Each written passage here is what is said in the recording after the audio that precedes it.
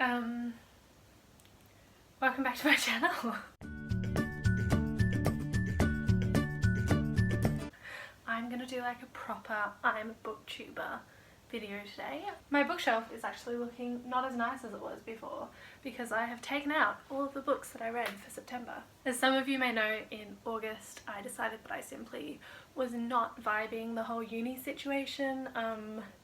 I felt scarily close to burnout, which I didn't know was a thing you could have when you already had chronic fatigue, but it was dicey there for a bit. And I'm actually only just now starting to like feel like myself again, and it's October, so I think I made the right choice. I sort of went a bit mad with power at all the options that I had of ways to fill my time if I wasn't at uni. One of those options was reading all of the unread books on my bookshelf. I think there were 37 when I started. I'm now down to 25. I don't know if it's going to happen because I need to read 2 books a week for that to happen, and sometimes you just don't want to like read an Icelandic classic for 2.5 hours every day, even if it is an enjoyable book, you know? Sometimes you just want to take a bit more time. Anyway, that's 2 minutes of explanation that wasn't really necessary. Here is a wrap up of things that I read in September. This is 1,000 Ships by Natalie Haynes. I really enjoyed this book. It's giving voice to the silenced women of the Trojan War. I read the Odyssey and then I sort of was like, oh, I'm now going to only read books about Greek classics. So this was a retelling of the Iliad, which I've yet to read. It's really good.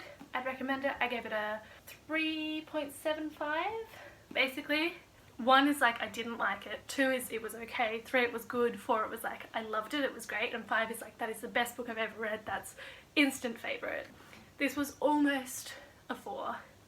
In fact, it probably could be a 4. I really liked this book. I definitely would recommend it if it sounds like something you'd be interested in. It was shortlisted for the Women's Prize also, but did not win.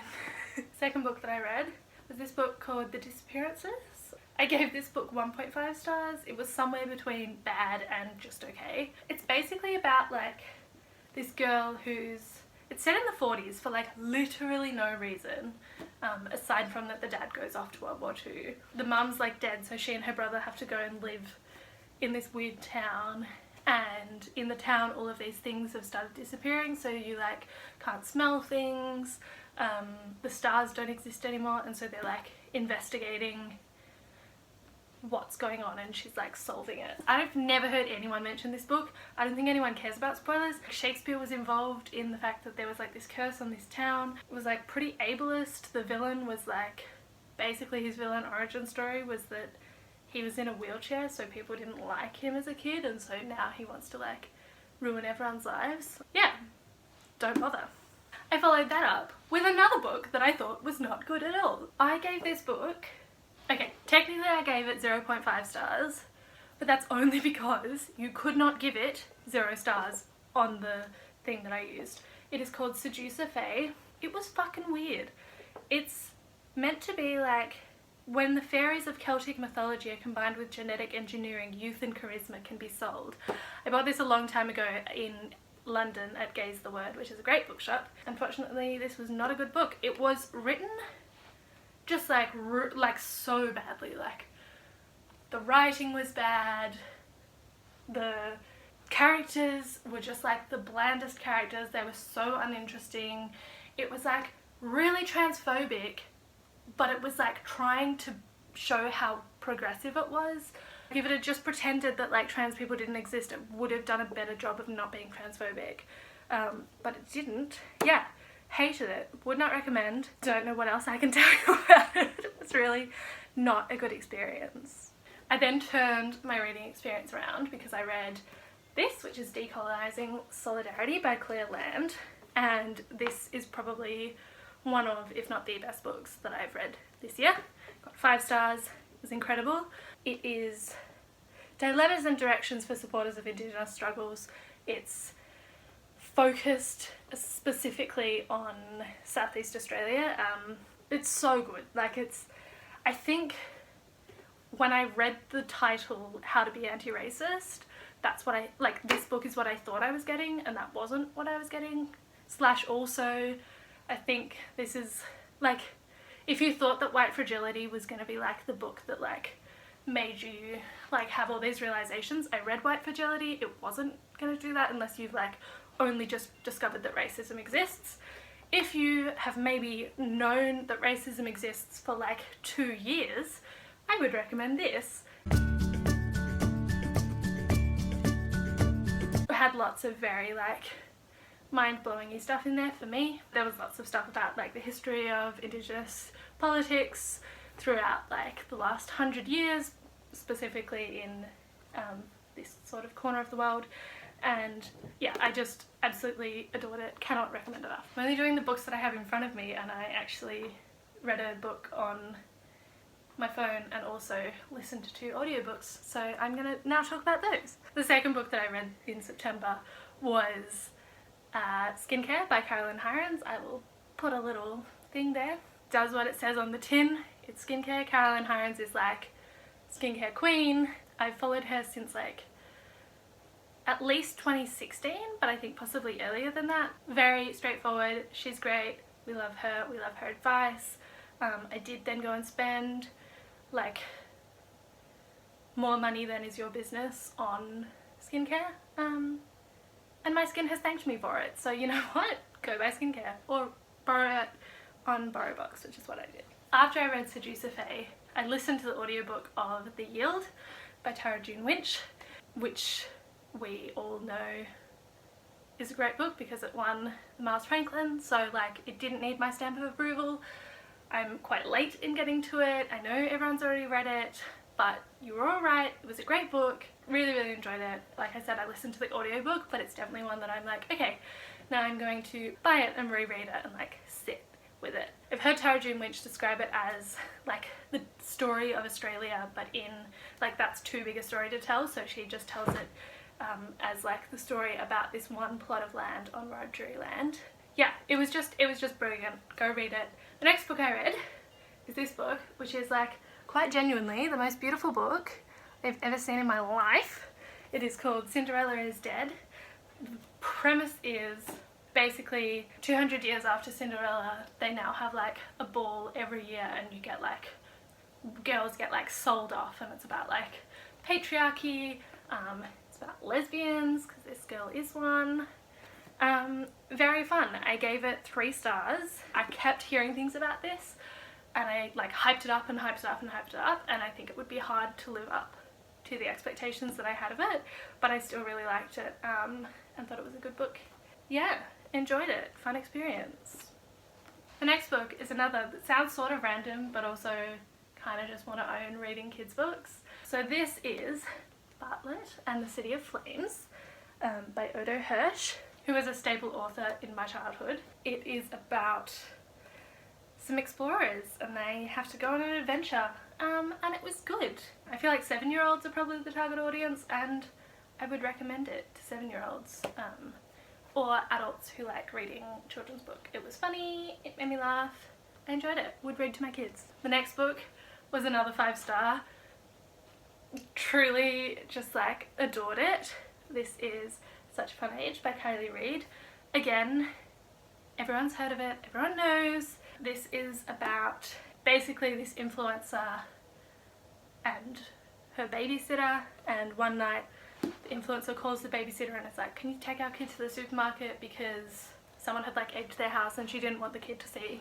And the babysitter takes her to the supermarket, but because the kid's white and the babysitter's black, the security guard is like, that's not your kid, and starts like harassing her, and then it's a whole big deal. And yeah, I described this book to Kate as Sally Rooney if Sally Rooney knew that her characters were white. Like, this was such a good book about white people. Felt like seen, but in a not good way. Like, I was like, oh yeah, I can identify that in myself and in people I know. A really great book. It's funny, it's just, yeah, and it's a debut novel, which is just so impressive. Chef's kiss. Would recommend. Everyone should go and read this book. It took me like 4 hours because I could not put it down, and I literally was like screaming, laughing, going through it. Go read it. The next book I read was the second book in the Children of Blood and Bone series, which is Children of Virtue and Vengeance. Another beautiful cover. This is by Tomi Adeyemi. I really liked Children of Blood and Bone. It made me cry. It was good. It's an African-inspired fantasy series, basically. There's magic, there's sort of caste systems. It's great, and really liked the first book. I gave this book 2 stars. I thought it was okay. Having said that, I will definitely buy and read the third book when it comes out, because there was like a cliffhanger that I was like, now I want to read it. Yeah, I just wasn't as big a fan. Some of the romances / all of the romances felt quite forced, and I was a bit like, just let me read about magic, like they don't need to be in love, it's fine. I'd still recommend reading the series. I just didn't enjoy this as like a second book. The next book I read is not really a book, it's a selection of poems, and this is New and Selected Poems by Mary Oliver. I feel like I'm gonna get some hate because I thought that this was fine. There weren't like a lot of poems that like spoke to me. There were a number of poems that were like about Native American people. It felt very patronizing and like fetishistic. Wasn't a fan. I think it's not the type of poetry that like really speaks to me, and I think that that's fine. But also Mary Oliver is almost universally adored, so check her out if you're interested. The poems that aren't being weird about Native American people are like better. Do with that what you will. And the final book that I read in September was The Vanishing Half by Brit Bennett. Another beautiful cover. I had been wanting to read this since it came out because everyone and their mother was talking about it. Kate and I actually went to on Zoom the Melbourne Writers Festival event with Brit Bennett. That was such a great event, and the stuff that she talked about was so good that I was like, oh, I need to read this book immediately, which I didn't. I left like a month and then I read it. It's about 2 very fair-skinned black girls who are twins who live in this town where like everyone is a very fair-skinned black person, and they both leave the town and sort of go on their different journeys. One of them marries and has a kid with a much darker skinned black man, so the kid is a very dark skinned black girl, and then the other one sort of pretends to be white and like lives that life instead. This was really good. There was lots in there about like how race is a totally made up concept. There were really lovable characters. Shout out Jude and Reese, who have my heart. Really well written, easy to read. Yeah, just really liked it. Read the book, have your mind blown. Yeah, would recommend. Okay, that's my foray back into YouTube. 12 books is not too bad. It is less than I was meant to, which is why I'm sort of off track with my reading the books that I need to read thing. Let me know if you've read any of these books. Let me know if you're adding any of them onto your list. Not to be like a YouTuber who's like, comment down below, but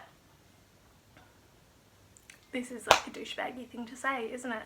I have a bunch of vlogs that I have filmed this year that I have not done anything with because I film it and immediately don't care to edit it and upload it. So I could upload those if you guys would be interested. Pop a little comment down below to let me know. Or I could just leave them to fester. Anyway, thanks for watching. Hopefully I can edit this down into something at least slightly less rambly. Thanks for watching. Bye! I'm now thinking you're too far away from me, but I don't know what to do about that. It looks bigger than it is. That's not useful information. It is by Colin Royson. I don't know why I said it in that accent, because she's Canadian. As a side note, I like to, for my own comfort, think that Sally Rooney is aware of the fact that her characters are like that because they're white. But if we're not extending her that generosity, which I do for my own personal reasons, then yeah, this is what Sally Rooney could be. I feel like I'm gonna get a bit of hate from, let's be honest, Nicola, who's the only one who knows how to read, who watches my videos. And also like patronising, why did I say that? Like patronising, what am I, New Zealander? Ow, what the fuck was that? Black girlhood. This is making it sound like I'm scared of saying black people, and I'm not. I just keep forgetting to say that they're twins. Hopefully you learned something today. If you follow me on Goodreads, you probably didn't. Hi, Amber.